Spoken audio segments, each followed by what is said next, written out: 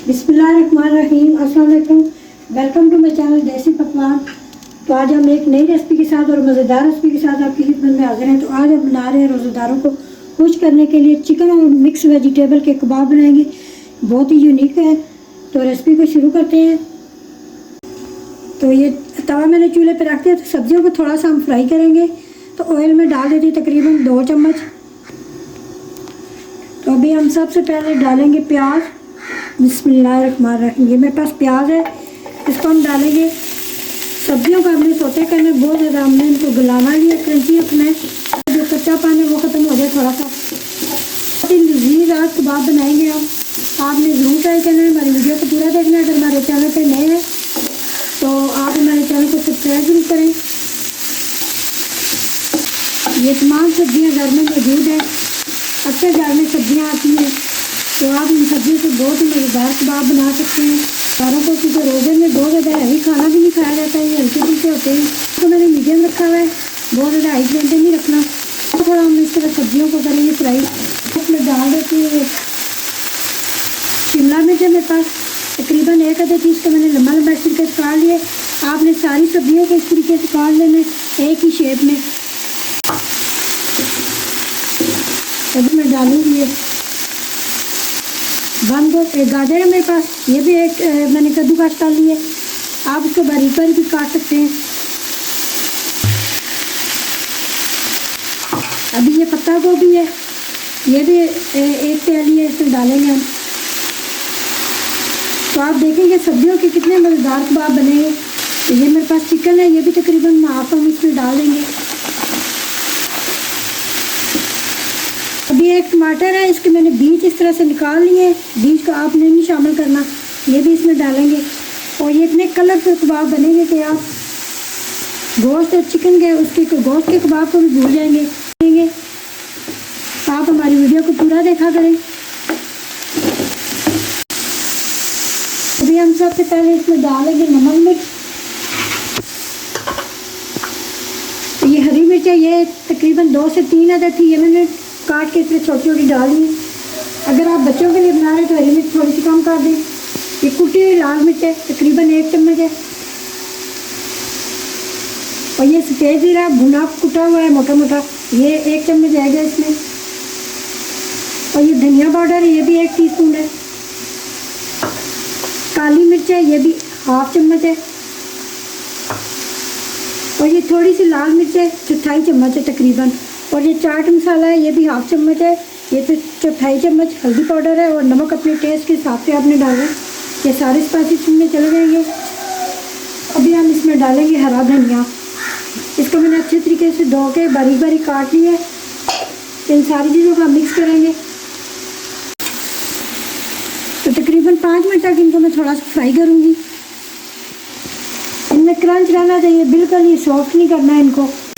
तो अभी 5 मिनट हो चुके हैं, तो मैं चूल्हा बंद कर देती हूँ और इनको हम निकाल के एक साइड पे कर देते हैं, ठंडा करते हैं। अभी हम इसको एक बाउल में निकाल लेते हैं और इसको ठंडा कर लेते हैं। तो अगला स्टेप आपको बताते हैं कि आगे क्या करना है। हमारी वीडियो पूरा देखना है, हमारे साथ ही रहना है। अभी हम एक अंडा ले लेते हैं। अंडों का इस्तेमाल हम बहुत ज़्यादा नहीं करेंगे क्योंकि अंडे बहुत ज़्यादा महंगे हैं। तो अभी हम ये ½ कप एक मैदा ले लेंगे, इसमें डालेंगे। और ये नमक है टेस्ट के हिसाब से।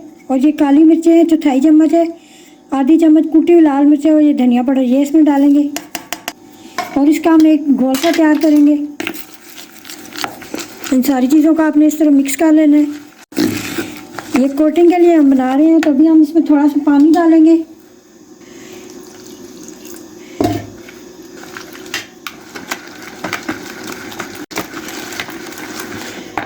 थोड़ा सा और पतला कर लेते हैं इसको, ना बहुत ज़्यादा थिक हो और ना ही बहुत ज़्यादा पतला हो। आपने इतना इसको रखना है इस तरीके से। तो इसको एक साइड पे रख देते हैं। अगला स्टेप करते हैं। तो ये सब्जियों का जितना मिक्सर हमने बनाया है ये अभी ठंडा हो चुका है। तो अभी हम इसमें बाइंडिंग के लिए डाल देते हैं। ये आलू थे 3 से 4 अदद मेरे पास। इनको मैंने अच्छे तरीके से बॉयल कर लिया और ठंडा करके इनको मैंने मैश कर लिया है। तो आप कद्दूकस भी कर सकते हैं। ये इसमें डालेंगे। ये ख़ास चीज़ हम इसमें डालेंगे अजवाइन है, चुटकी भर। इसको आपने मसल के इस तरीके से डाल देना, इससे बहुत अच्छा टेस्ट निकल कर आएगा। तो अब इन सारी चीज़ों को हम मिक्स कर लेते हैं अच्छे तरीके से। हाथ मैंने अच्छे तरीके से धो लिया। मिक्स करके हम इसके कबाब बनाएंगे। नमक मिर्च आप अपने टेस्ट के हिसाब से मसाले वगैरह डाल सकते हैं जितना आप खाना पसंद करते हैं। तो अभी हम ये 3 चम्मच चावल का आटा ये इसमें मैं डाल रही हूँ। आप कॉर्नफ्लोर भी डाल सकते हैं, बेसन का इस्तेमाल भी कर सकते हैं। तो अभी हम थोड़ा थोड़ा इस तरह पेड़ा लेंगे और कबाब की शेप इसको देंगे।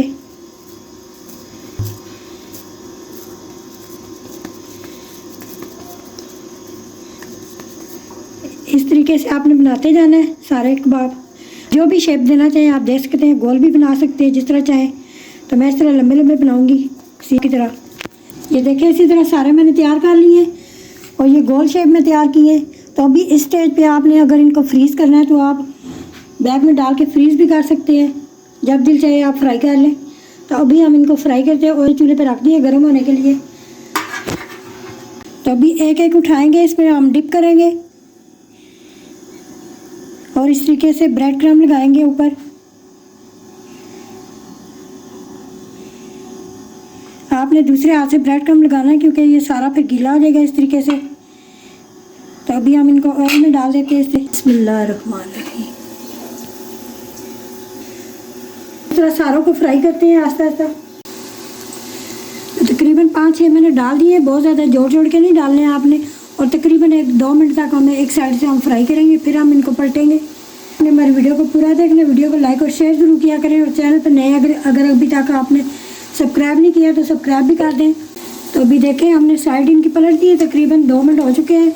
दूसरी साइड से भी इतना ही हमने पकाया है। तो आहिस्ता आहिस्ता हम इनको निकाल लेते हैं।